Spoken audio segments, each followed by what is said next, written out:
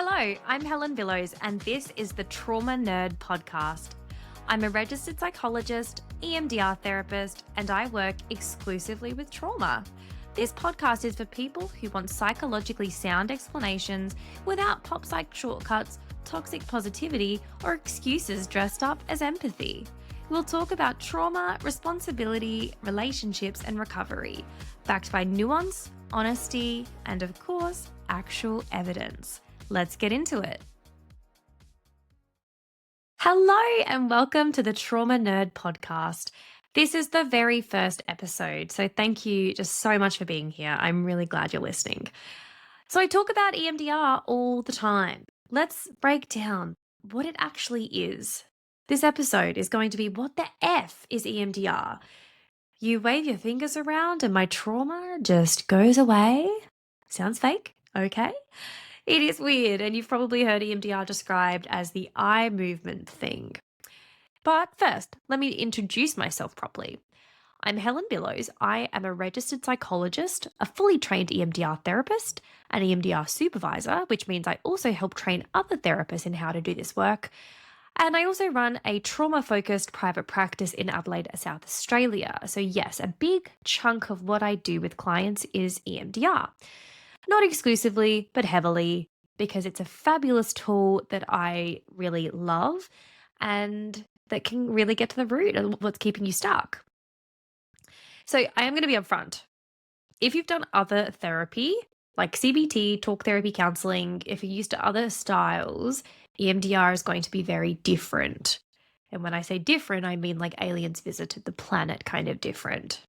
So today we're going to break down what exactly EMDR is, how it works, what trauma processing actually means, because it's kind of an abstract concept, isn't it? What does it mean to process my trauma? What's going to happen?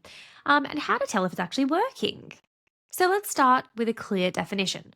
EMDR stands for eye movement desensitization and reprocessing. It was developed in the late 1980s by Dr. Francine Shapiro, my idol, by the way. She noticed, I think the story is she was walking through a park one day and she noticed that as she moved her eyes, the intensity linked to a distressing experience seemed to reduce. I love that for her. What a vibe. Today, EMDR is a structured 8-phase psychotherapy. It is a full psychotherapeutic approach used to heal, treat trauma and other disturbing or distressing experiences. It's not just a strategy, it's a full therapy. And EMDR is now recognized as an evidence-based treatment for PTSD and trauma by, international organizations. So the World Health Organization, the UK NICE guidelines, the American Psychological Association, the Australian Psychological Association, all the big dogs really worldwide. There's a very large body of research supporting EMDR. It's got a significant evidence base. So that's not to say that it didn't attract skepticism in the early days. And just to get an idea of the skepticism around EMDR, all you need to do is look at the Wikipedia page. It is savage. It's also biased and has a lot of inaccuracies, and it's very outdated. So I'm pretty up to date on the literature around EMDR, and quite frankly, whoever did that Wikipedia entry has beef. That's not to say I don't understand the skepticism. Because EMDR is so weird, I was skeptical before I personally trained in it and also did the therapy myself. I've done a lot of EMDR. But like I said, worldwide, it is considered a first-line trauma therapy. So take that, Wikipedia author. So to understand why EMDR works, we need to address the foundations beneath it. And that is the Adaptive Information Processing Model, or for short, AIP. The core idea is that your brain is naturally wired to process and integrate your experiences. So when life events happen, your system usually files them away as memories you can think about without reliving them. So think about your normal healthy memory storage system as a nice tidy filing cabinet that's all alphabetized and color coordinated, and it's all working just fine and dandy. But then something overwhelming, shocking, or traumatic happens that causes the processing system to break down. So The memory is unable to be filed appropriately, color coordinated, and alphabetized. As such, the memory gets stuck, it's not in the filing cabinet, and it's locked in what we call its state specific form, with all of the vivid, sensory, emotional content that you experienced when it occurred. That includes the images, the body sensations, any smells, any emotional responses, and any beliefs associated with those. So, or any beliefs associated with the event, I should say. So these unprocessed trauma contents, these unprocessed memory contents can continue to trigger reactions in your life because your brain hasn't integrated the experience into your memory properly. In EMDR, we intentionally and safely reactivate those unprocessed memories in a controlled context so your brain and nervous system can properly finish that process, updating the memory, putting it in the filing cabinet, alphabetizing, color coordinating. It no longer bothers you anymore. So, what actually happens in EMDR? The actual eye movements, or whatever you do, it's not necessarily eye movements, but we'll get to that later. The eye movements are actually so there's 8 phases. Eye movements start at phase 4. So you're not going to walk into your first EMDR session and start eye waggling. Okay. The early stages of EMDR are necessary to basically, well, first we need to figure out what's going on. We need to pick our memories. We need to figure out why you're in therapy, what your goals are, and how EMDR is going to help you. And if EMDR can help you, whether you're a good candidate for the EMDR. And then we're going to collaborate and figure out what memories we need to target and what memories we need to prioritize, because we have certain ways of doing that and we have certain characteristics of memories that we prioritize to give you the best results too. So the first 2 phases of EMDR are history taking and preparation. And basically that's all that stuff. Sorting out what we're doing and getting you ready for it. Phases 3 to 7 are actually the processing. So phase 3, we are activating the memory. Phase 4, we are doing eye movements. And phase 5, 6, and 7 is kind of like the closing phases of the processing. So technically, if you are doing a memory processing session and you completely process your memory in that session, you will do phases 3 to 7 in one session. The 8th phase of EMDR is reevaluation, and that occurs the session after you do your memory processing, and that's really us checking how that memory is now and going from there. Maybe you need more work on it, maybe it's finished. So just to clarify, we've got the phase before EMDR starts, assessment and history taking and preparation. Then we've got the phases that involve active memory processing work. And then we've got the stage afterwards where we're checking in around how we've gone and going from there. So in an actual EMDR processing session where you're sitting down, you're like, okay, we're actually doing the memory work now. This is phase 4. We will know what memory we're working on. We will have agreed on that beforehand. We're going to activate the memory. We've got a process for that will bring you through. You're going to hold that memory in your brain while you also engage in a challenging task, which is usually eye movements, like I said, but sometimes, because actually the research, we know now that eye movements are not actually necessary for EMDR to work. It's more about doing a challenging task. So that is often the eye movements, but sometimes it can be tapping or other things. People in the Netherlands will have you walking in a square or spelling words backwards. Maybe those things simultaneously. And after about 40 seconds of doing that challenging task while you think of the memory, we'll pause and you'll stop doing the task and we'll say, what are you noticing now? And you'll just tell me whatever you're noticing in that very moment. Maybe you're having a certain feeling, maybe you're noticing something happening in your body, or maybe something visually is happening in your mind. So maybe there's maybe you're like, oh, my perspective has changed. Before I was in the memory, now I'm looking at it from a third person perspective. That is a very real change that people report, by the way. So you're going to let me know what's going, and then I'm going to say, notice that, and we're going to keep going. Back into the task, back to thinking about the memory. Okay? So during EMDR, you can pause or stop at any point. You have full control. The only point you might get pushed a little bit is if you're wanting to stop because you don't want to face or experience the memory contents, or you're getting upset and you don't like it. So those are actually avoidance symptoms, and avoidance is a very common thing with trauma because it doesn't feel good. So our body does often sort of automatically want to pull away from it sometimes. Not all the time, but that can happen. So your therapist would be doing a really good job if they gently challenged you, because you're actually going to feel better if you keep going, because it's going to enable the memory to process. If we help you stop when it gets uncomfortable, we're actually enabling your avoidance. And I don't think you want to pay your therapist to do that for you. So ultimately, we want to activate the memory enough so that EMDR will work. And we do require the memory to be activated in order for EMDR to work. I do use this analogy. I use an analogy. I don't know how helpful this is, but you can't cook spaghetti if there's no spaghetti in the water. So we can have our pot here, we can have the water in there, and we can have it boiling. But if your spaghetti is not in the water, it's not going to cook. So if you could be sitting in front of me and doing the eye movements and everything can look as it should be. But if that memory is not in your brain activated, nothing's going to happen because the past is not in the water. Okay.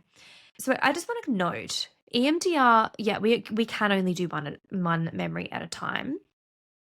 And if you're somebody with a complex trauma history, you're probably going to be thinking, that's going to take forever because I've got a lot of memories that need to be worked on. So what we're always aiming for in EMDR is called generalization effects. And I want you to think of that like a Jenga stack. Your memory network might be stacked up to the rafters, but after we remove a few blocks, suddenly it's looking a little more precarious. Once we've removed enough of those blocks, the whole thing will tumble down. So this is the idea. We want to target the right memories, which we do strategically, in order to make the blocks fall. This means efficient work, where basically we can do as much work as possible while working on as few memories as possible. Don't get me wrong, I don't want to set you unrealistic expectations to think you're going to do a few memories and have your complex trauma healed. That is not the case. Unless you're one of those unicorn people that can do that. No, but it's more likely that you might need probably around 20-ish sessions, maybe even more. But I think that's still not that bad when you're progressively feeling better and we're actually working towards an outcome that's helping. There's also no point plucking memories off the top. And what I mean by that is we don't just want to target things that have happened recently. That's not going to do you much good if you have a history of some kind of theme in your life that we're looking at, some memory network that goes all the way back to childhood. Plucking the memories off the top of the Jenga stack is not going to be enough. This is why we need to start in childhood, because we're going to get those blocks from the bottom of the Jenga stack. And that's when we're going to really see things topple over and you're really going to notice some change. So what is actually happening in our brain that makes EMDR work? An older idea was relating to EMDR integrating brain hemispheres through bilateral stimulation. That's the left, right movement of your eyes. But as you know, because you're an expert now, the eye movements are not necessarily required. So we know that's not true anymore. The prevailing explanation we have per the current literature is what we call the working memory taxation theory.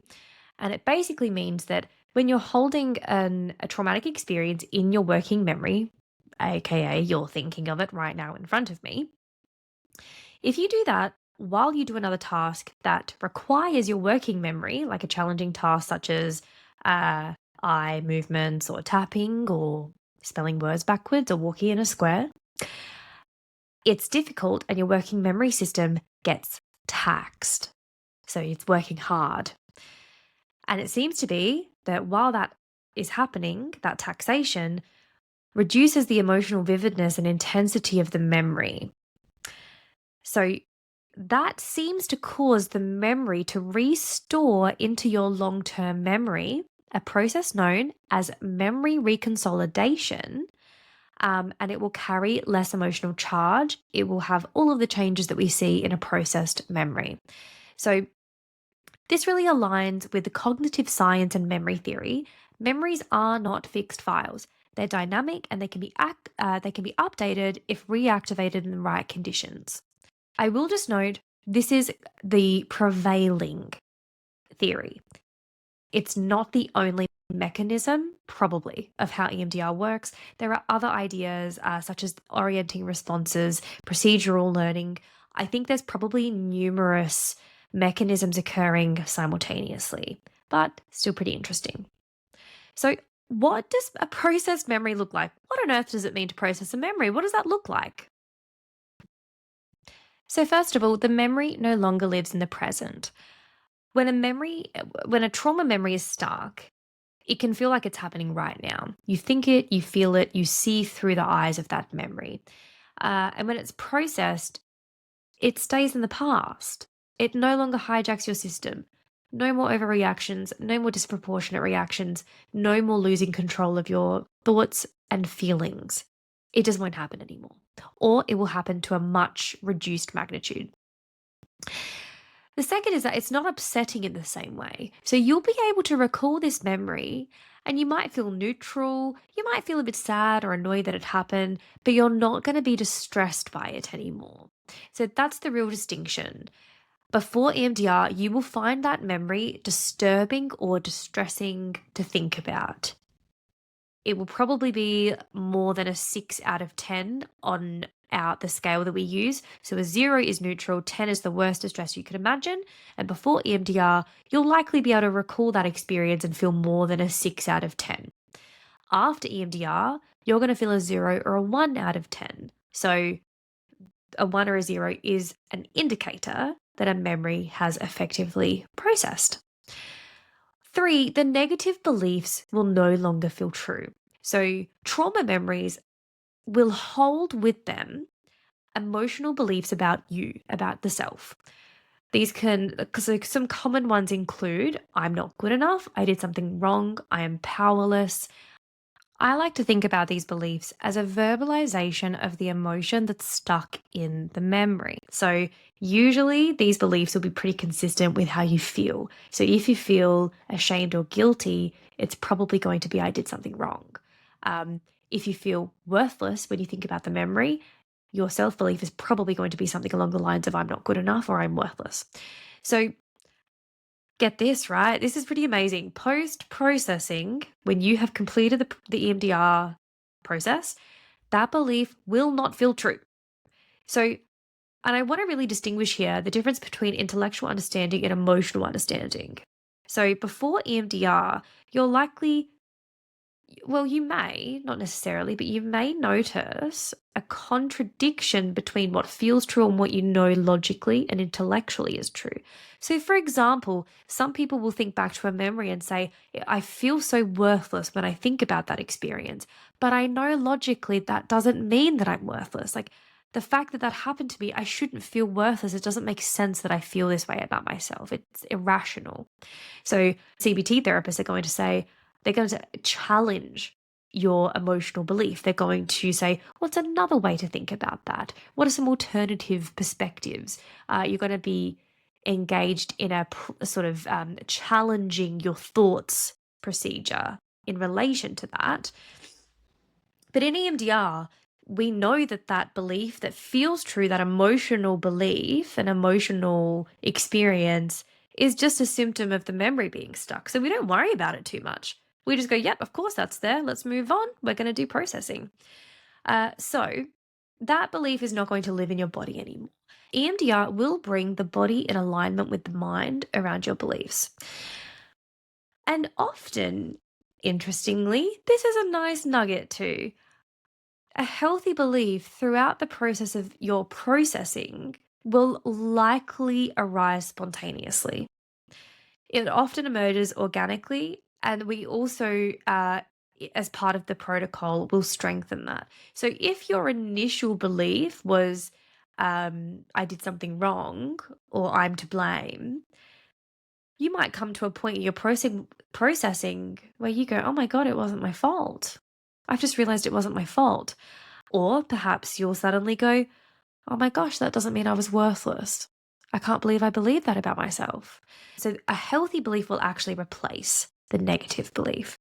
Some common things, now these are not actual client reports, don't come at me, Oprah, but some common things that clients can say, it feels really far away now. That being the memory. It's not so close in my head.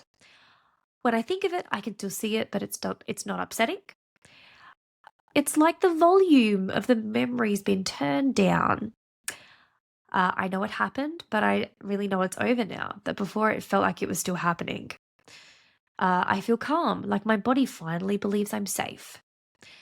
And I'm noticing I can think about it without going into that spiral I usually do. So there's this shift from it's happening to it happened. And you'll be able to recall the experience whilst remaining regulated, even when your triggers are tested. So, best case scenario, a traumatic memory can be fully processed in a single session, 60 to 90 minutes. Now, do remember the content from earlier regarding the phases of EMDR. This doesn't mean you're only doing one session of therapy overall.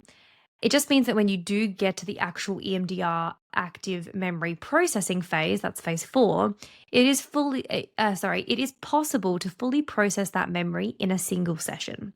I've done it many times. It doesn't always happen like that, it's probably off the top of my head, 1 to 3 sessions for most people to process a memory. Could take even longer, depends on a number of variables and also depends on that person. But all of the outcomes that we've just gone over, that can happen after one session. And you can just imagine clients walk out of that session and go, what did you just do to me? It can feel quite miraculous. It's not. Again, don't come at me, Oprah, but it can feel like it. I should mention too that obviously that's pretty quick. And within that quickness, the distress can shift quickly. It's quick and quick. So, for example, if you start your memory processing and you have rated your trauma a 10 out of 10 on the distress scale, it is entirely possible during an EMDR session for that memory that started at a 10 to get to a 5 out of 10 in 10 to 15 minutes. I've seen that happen again many times. And not only is that quick, but the durability of that change. Research shows that EMDR outcomes, the improvements do tend to stick. So at 6 and 12 month or whatever amount of time follow-ups, the gains do tend to hold. So there is a strong likelihood that if that change that you're experiencing so quickly is going to stick and maintain. How amazing is that? That's pretty cool. So does it work for everyone? No, because nothing does, right? That would not be realistic. Anybody who promises you a 100% success rate for anything, any surgery, therapy, medication, is selling you snake oil because that doesn't exist. Nothing has 100% effectiveness. The research on EMDR suggests approximately a 70% effectiveness rate. So that means that 70% of people who do EMDR will experience a clinically significant benefit. That doesn't mean total resolution. It means clinically significant. They got better to a point that was significant. So they probably walked away going, great, I feel heaps better. It might not be 100% problem solved. There might be some little residual things, but overall I'm feeling much, much better than I started. That means that 30% of people will either not benefit from EMDR or not benefit to a point of clinical significance. So that in reality means that their score might improve a bit, they might notice some changes, but not enough for us to call it clinically significant. So they're walking away going, that shit didn't work for me. But overall, I think in therapy standards, 70% is a pretty strong effectiveness rate. So if your difficulties are rooted in trauma or trauma-related issues, EMDR is likely to be a really good option for you. I have a lot of thoughts on when EMDR doesn't work. I might do a podcast on that in future. So that's it for today. The take home message: trauma's healable. It is not a life sentence. Not only can you feel better, but the odds are ever in your favor. It is likely that you will. Thank you so much for listening. I have lots of ideas for upcoming episodes and I can't wait to share them with you. I also want to know what you want to hear. As a clinician, you get very disconnected from what people want to know. So please head to my website and send in your questions. I would absolutely love to answer them. Send your ideas, send me anything you would like to know more about. I'll see you next time. That's it for today's episode of the Trauma Nerd podcast. If you felt validated, yay. If you felt challenged, double yay. If you found this useful, you can follow or subscribe wherever you listen to podcasts. If you're interested in trauma-focused therapy or resources, you can find more information at my website. Thanks for listening and bye for now.